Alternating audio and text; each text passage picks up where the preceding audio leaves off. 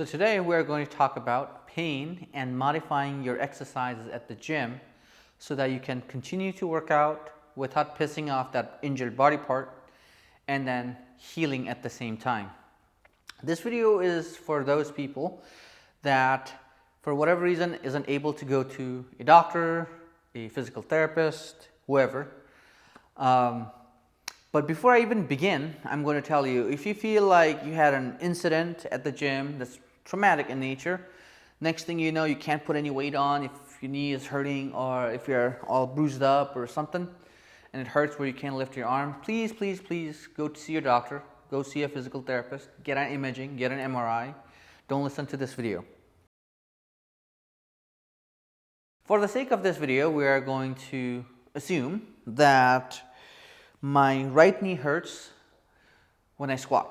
Okay, so this video is for two kinds of people. Number one, you had pain in your knee for 2-3 months, whatever. It was less, but you kept on going to the gym, kept on doing the exercise, and it got really worse over time.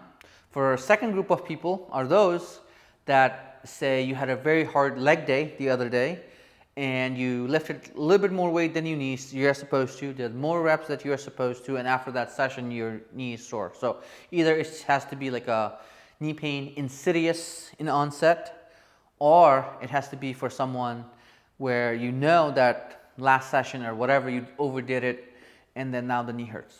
You have two categories. So how do you kind of modify? Every time you squat, it kind of hurts. So, and this is true even if you had a shoulder injury where you say every time you press the weight, it hurts your shoulder. Okay, so first, no matter what type of injury you had, one of those two that I mentioned, everything that I say in this video is going to be applicable. It's applicable to a lot more conditions as well, but I'm just making this video for those two conditions. So first, let's try and squat first. If you're in your shoulder, let's try and raise your shoulder in every direction possible. So first, I'm just going to talk about the knee first, just so that my video doesn't get too long.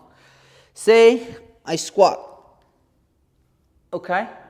Two things are going to happen. A is that when I do a body weight squat, my knee doesn't hurt at all. Okay? B, it doesn't hurt maybe up to here or to 90 degrees, and once I start going deeper, it hurts. So two types of condition, right? So first condition is relatively easy, where you're going all the way down and it doesn't hurt, which means that load is the issue. So if you are putting 225 pounds on the bar, at what weight does your knee start to bother you? Does it hurt at 200? Does it hurt at 150? Does it hurt at 135? Whatever. Figure that weight out and then slowly add the weight back up, little by little. Okay, little by little. Especially if you're in category number one where your knee has been slowly getting hurt, you guys need to make sure you're really working on the form and really slowly adding the weight. If you are somebody that just had one bad event and is kind of already feeling better, then you can just add start back at like 50-60% or whatever weight it's very comfortable, and you can be a little bit more aggressive. Okay, that's easy. Where if you can squat all the way down, body weight, no pain. If you add weights on the bar, it's painful. It's easy. Just take the weights down, slowly build back up. Common sense. Second case is also relatively easy, where we can go up to here without pain, and then the lower you go, the pain increases. So same concept. You could decrease the weight if you want to, but if a certain range of motion is pain free, you want to be at that weight, because it hurts even body weight squatting. So how much weight will you lower, right? So you can still put the same weight on the bar and squat, but at a partial pain-free range of motion.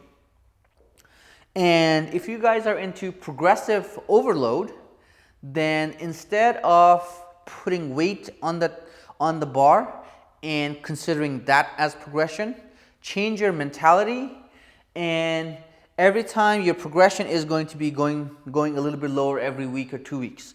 So you can set these pins or the safety bars at a certain height and don't go lower than that. Every week or two, just take it one pin down, one hole down, and then see if you can squat deeper or not. And consider that as a progression, because it actually is a really good progression. So the first two, what we did, we modified the weight, okay? We modified the range of motion. One thing we absolutely don't want to do is you don't want to keep adding, especially if the range of motion is the issue. We don't want to keep adding the weights and limit our range of motion, because that's what puts you at the risk of more injury, okay? Because as we age, our range of motion kind of decreases, and especially if you're only strong at a certain age and life happens throughout the range of motion, and you have to be at the range of motion in life for whatever reason, you are going to get injured very fast.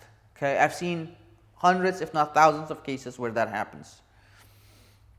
So focus on range of motion, prioritize on range of motion, then putting weights on the bar, because that's going to make you healthy and that's going to prevent injuries long term more than anything. You need to have full range of motion, as much range of motion as possible. Okay. So you changed the range of motion, it didn't really help. You changed the weight, it didn't really help. What do you do next? You now start thinking, you want to stick with the same concept of squats. If it's squat, shoulder presses, if it's shoulder presses, you are going to modify your body positioning. So instead of doing high bar squat, which is more quad dominant, you can do more of a low bar squat, which is more posterior glutes, hamstrings dominant. So that you are still kind of getting the same type of movement, which is a squat, but you are emphasizing on a different muscle. You still will be working on the quads and stuff, but the emphasis shifts a little bit. The body positioning shifts a little bit, and maybe you can squat there. Okay, what else can you do? You can modify by changing the width, okay?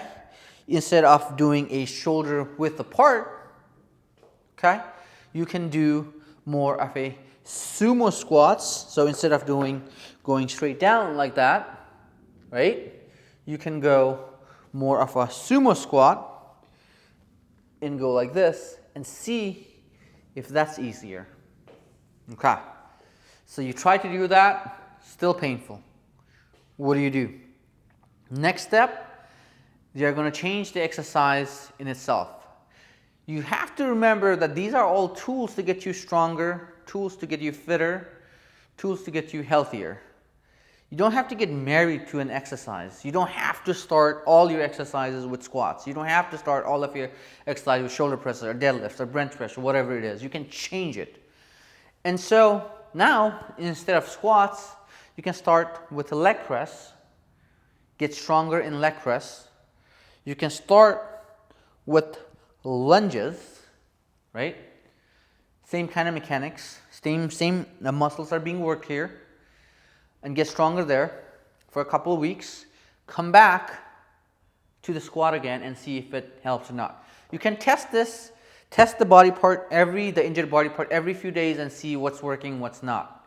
So now you are trying to find an exercise that is still working the same joint angles and stuff and seeing if that helps. If that helped, great. Keep doing it. Come back, try the squats. Hopefully that helps. If not, then you change the exercise again. So instead of doing squats or lunges or whatever that's more compound exercise, you focus more isometric exercise, or I should say isolation exercise, like leg extensions, leg curls, so that you're still working your quads, still working your hamstrings.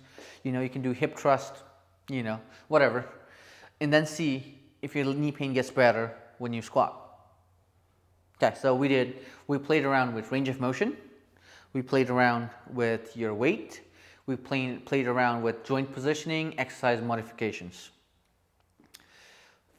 Final thing I would like to say is, which in my opinion, hinders most patients' progress is their thought process.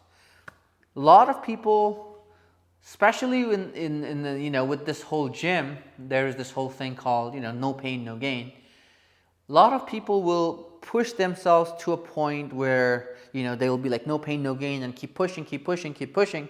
And all of a sudden, the pain is to the point where you can't bear, you know that something is absolutely wrong, and then you start catastrophizing. So you went from no pain, no gain, and I need to kind of push through it, to, oh my goodness, my knee hurts, I can't walk, I'm going to be limping the rest of my life, and I will never be able to work out, I'll never be able to do this, whatever. We definitely don't want that, okay? So that should actually be my first point, but, I put it at the end, but a lot of people's progress gets hindered because of that mentality. So you want to stay away from that mentality and focus on the positive stuff. Maybe nothing worked, nothing that I said in the video worked.